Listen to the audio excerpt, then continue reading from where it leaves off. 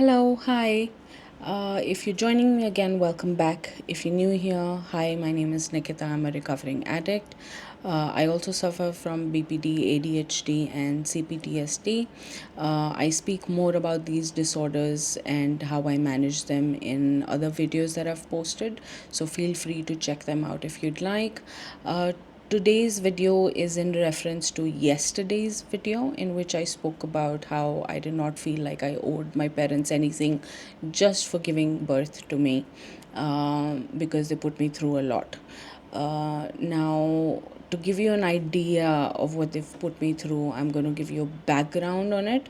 I'm going to take you back to around 1995. I would have been 4 years old at the time. I was born in 91, so I would have been about 4 years or, a few months post my fourth year. So let's talk about what my earliest memory is. So my earliest memory is me getting ready for school and planning on leaving for school. I think I was in nursery at the time, or maybe KG or something like that. I remember being in uniform, getting my breakfast settled in my tiffin, and as I turn around, I see my uncle, one of my uncles, pinning my mother on the wall, about a feet higher than the ground, and my mother basically screaming to let her down. And this is the earliest memory that I have. So it only gets worse, but let's start there. So I don't remember why that happened or what made this occur at any point, but I do remember there was a massive fight, and this was one of the things that kind of, is deeply embossed in my brain. So that's my earliest memory. The next memory that I have is of my mother screaming and shouting and shutting herself in the washroom, and telling my father that she's going to kill herself, and my father not giving a shit. While I am banging on the door of the washroom, asking her to open up. Uh, I I still don't know what the fight was about. I've never asked them. It's not something that matters anymore to me. But yeah, that's the second earliest memory that I have. Cut to about, I want to say, 97, 98, when I was about 6 or 7 years old. I think I was 6 or 7. Let me check.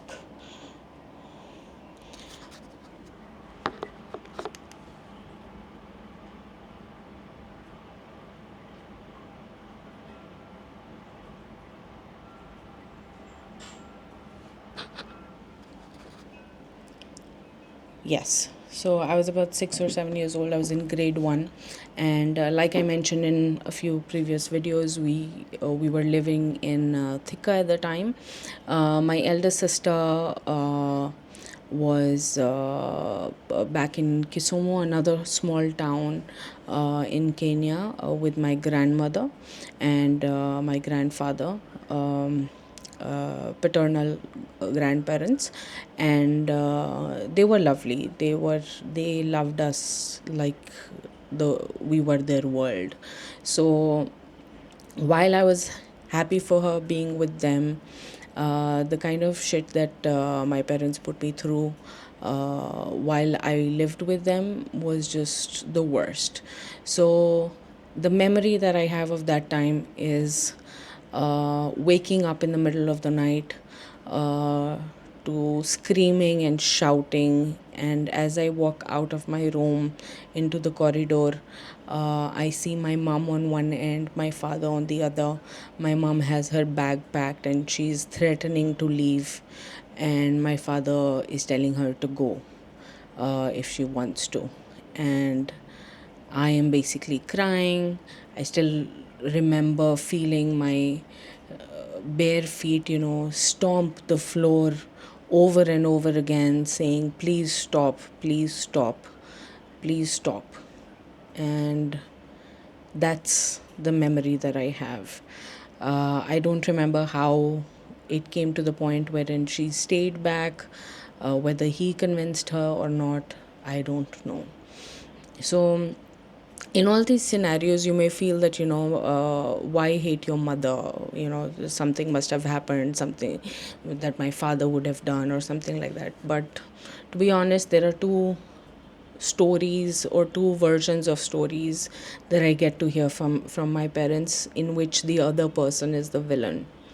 But what they don't recognize is that both of them became my villains.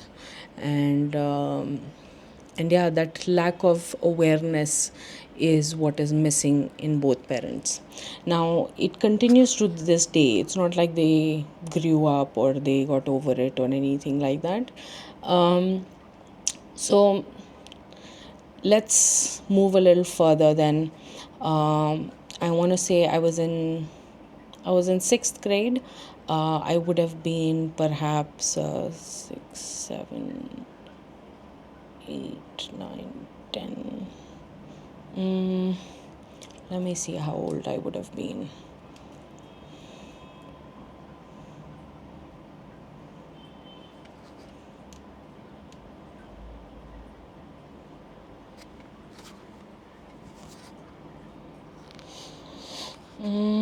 Yeah, I would have been about 11 or 12 years old. Yeah. Um, so yeah, this would have been 90, 11. See, my maths is horrible. Anyway, so I was 11 or 12 years old and I was in sixth grade. The year doesn't really matter at this point. So, my maternal grandmother decided to visit us, and she had come after this was her first time visiting us in Kenya. She lived in Delhi in India, and she came to visit us. And while she was there, she started to create a lot of problems. One of the things that she started to do was try and get me and my elder sister to fight a lot. How she would do that is because my elder sister and I shared our birthday parties, because she's born 24th June, I'm born 25th June, 1 year apart. But she would tell my elder sister that, it's not your party that is being celebrated, it's the younger ones, because they're celebrating it on the 25th. So little things like that she would poke us about and get us to fight with each other. But thankfully it didn't matter to us at that time. But later on it affected us a great deal, so I'll talk about that in a bit. So she came and she started to uh, tell my mom that, it'll be better to have the kids study in India and this and that. Why don't you bring them there? We'll take care of them, and we'll do this and we'll do that. And my mother started to fall for it. And then my mom had a big fight with my father about going to India.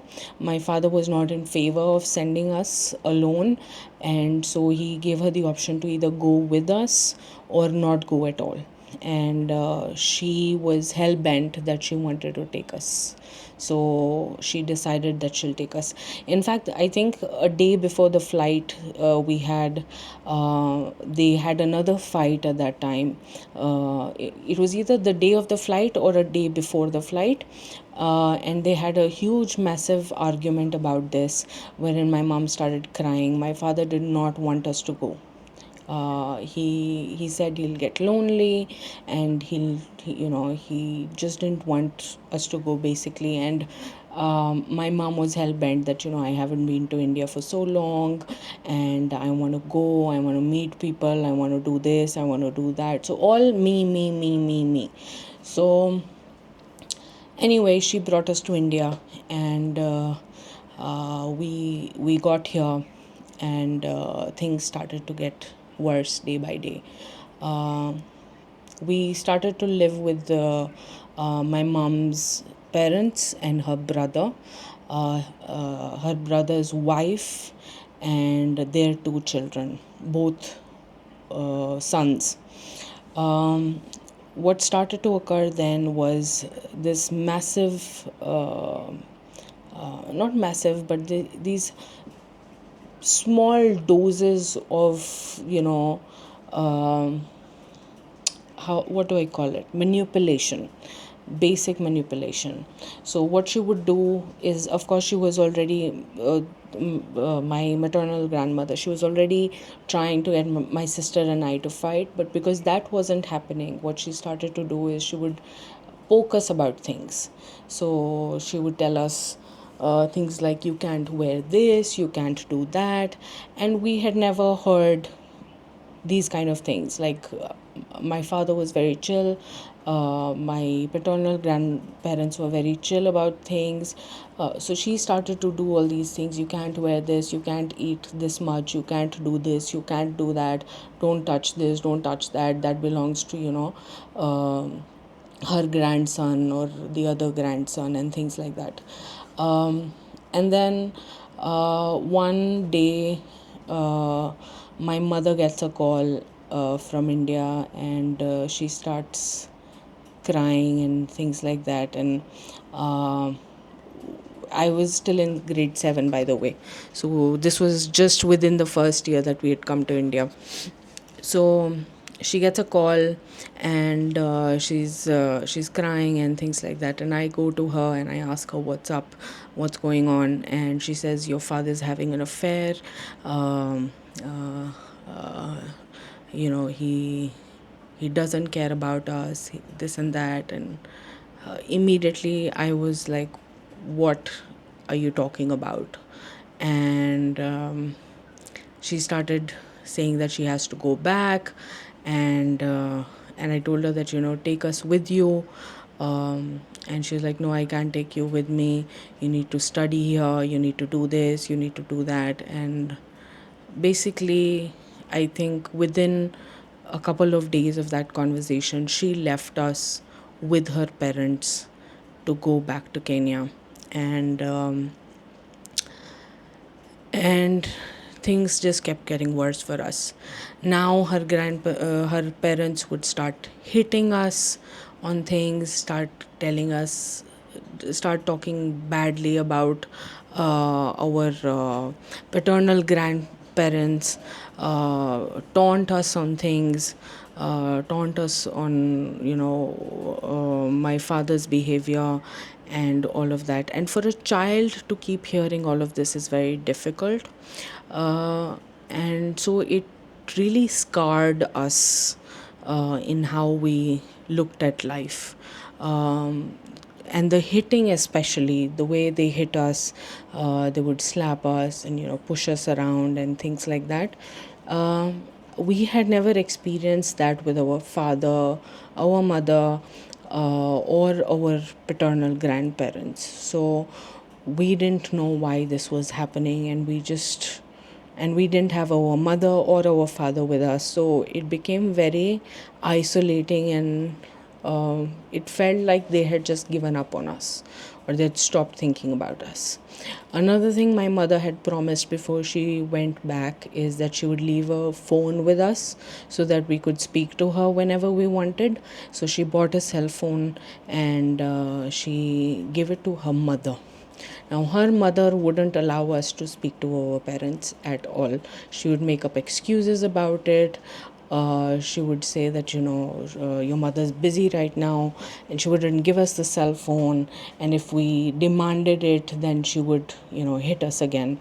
So it was horrible. It was just horrible being with them. They started also poking us and telling us that don't eat so much, and things that we never heard in our life. Got it? So if I would take like one extra chapati, she would be like, don't eat so much, that's not for you, we only made two for you, or we only made three for you. And it was just torture all around, especially given that my sister and I were barely 11, 12 years old.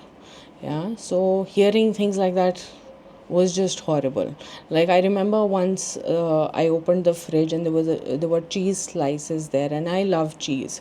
So I was trying to take one out when her father, my mother's father, came to running to the fridge and said, don't take that, that's for my grandson. And I remember feeling like that I was just, you know I don't know how to explain it. It's just so weird, such a weird feeling, such a I gosh, I don't know how to explain it. So yeah, all of that happened a lot. And so what happened after that is my grandmother, my paternal grandmother, came to India a while later, and she had come for her treatment. She had kidney problems at the time, like I mentioned. She was put on dialysis later, but at that time she was still, she had sugar, she had diabetes, and so she came for her treatment and all.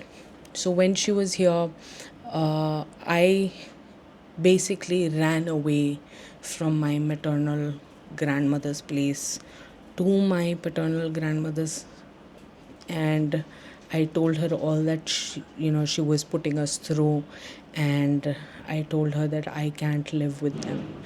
So she was like, of course, you're my child. And she took me in. My paternal grandfather, was very angry, but he didn't say anything to them. My sister, on the other hand, kept staying with our maternal grandparents, and she had a rough time after I ran away. They started taunting her about me as well. She was already hearing horrible things about her grandparents. She was already hearing a lot of horrible things about her father, and then she started hearing a lot of horrible things about her sister also. So it just got worse for her, but I don't know how she kept up with the patience of hearing it and not letting it affect her. And so that kept happening with her. All right, so we are um, we are at the starting of our great India experience. Yeah. And this video is already getting too long, so maybe I'll make a part 2 or something. But that's where I want to leave you. My mom's in Kenya with my father. I am with my paternal grandparents, living in Delhi on a rented accommodation. And my elder sister is living with my maternal grandparents, dealing with a lot of torture. Uh, so that's where I'm going to leave you with that image, and we'll pick up from there tomorrow. Um, I hope you'll be listening. Hope you'll be understanding, and it'll give you more context on why I don't like, or don't love, or don't care for my parents at all. All right, then. That's about it. I didn't write a poem today. Not in the mood, to be honest with you. But I do want to tell you that I feel so much better just taking all this shit out of my body. Uh, all of this shit out of my body. That sounds disgusting, doesn't it? Anyway, but getting it out of my chest basically, and it's just cleansing in a lot of ways. So I'm enjoying doing this. It makes me feel lighter, it makes me feel happier. Yeah, all that. So all right, join me tomorrow for part 2 of why I hate my parents, and we'll pick up from there. Thank you for being here. And if you can, please do all those beautiful things that YouTube allows you to do. I will join you tomorrow, and that's about it. Thank you for being here. I appreciate you. I love you. And see you tomorrow. Bye.